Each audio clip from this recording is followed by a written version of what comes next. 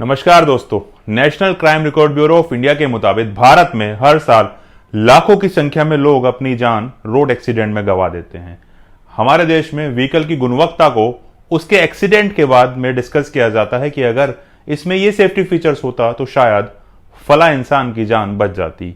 ये डिस्कशन अगर हम व्हीकल को खरीदने से पहले कर लेते हैं तो शायद वाकया कुछ और ही होता।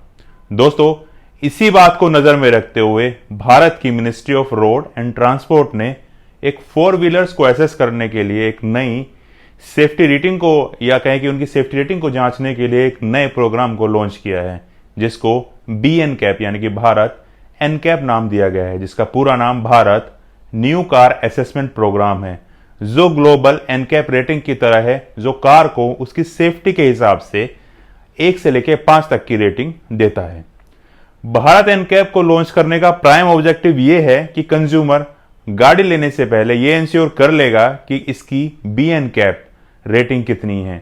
कम है तो इसके अंदर सफर करना हमारे लिए कितना ज्यादा खतरनाक हो सकता है, और ज्यादा है तो यह कार हमारे लिए कितनी ज्यादा सेफ है। दोस्तों, भारत NCAP 1 अक्टूबर 2023 से चालू हो जाएगी। हालांकि इनिशियल फेज में यह ऑप्शनल है, मतलब कोई भी कार मैन्युफैक्चरर को इसको ऑप्ट करना चाहे तो कर सकता है, मैंडेटरी कुछ भी नहीं है, क्योंकि सरकार की तरफ से इस पर कोई ऐसा भी नियम कानून नहीं बनाया गया है। हालांकि जिस मैन्युफैक्चरर को सेफ्टी रेटिंग दिखाकर गाड़ी बेचनी है वो इसको एडॉप्ट जरूर करेगा, और अगर कस्टमर का प्रेशर बनता है कि मुझे NCAP रेटिंग वाली ही चाहिए तो मैन्युफैक्चरर पे दबाव बनेगा ही।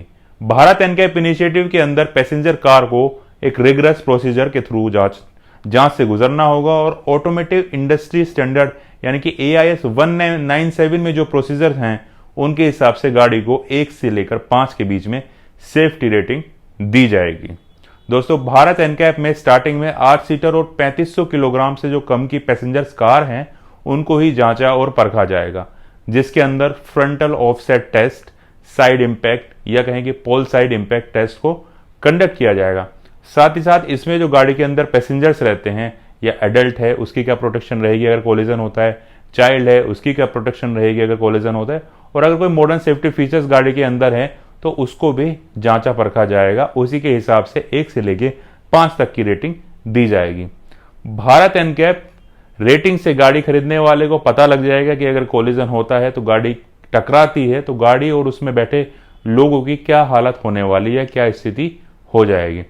इससे जुड़े फायदों की बात करते हैं तो सबसे पहले तो फैटेलिटीज जो हैं रोड एक्सीडेंट से, उनमें भारी भरकम कमी आ सकती है। लोगों की जो मृत्यु होती है वो कम हो जाएगी कोलिजन के टाइम पे जो सारी चीजें होती हैं। भारत NCAP सेफर व्हीकल बनाने को एनकरेज करेगा और अवॉइड करेगा कि हमें इस सब चीजों पे फोकस करना है। हेल्थ केयर और इंश्योरेंस का बर्डन जो हम लोगों पर पड़ता है वो भी कम हो जाएगा। गाड़ी बनाने वाला जो भी मैन्युफैक्चरर है उसकी जो रेपुटेशन है वो ज्यादा बढ़ेगी। कंज्यूमर की जो लॉयल्टी है उसके प्रति, उसमें भी गहरा इजाफा होने की चांसेस हैं। दोस्तों, ये सब तो हमने बात करी NCAP के फायदे की।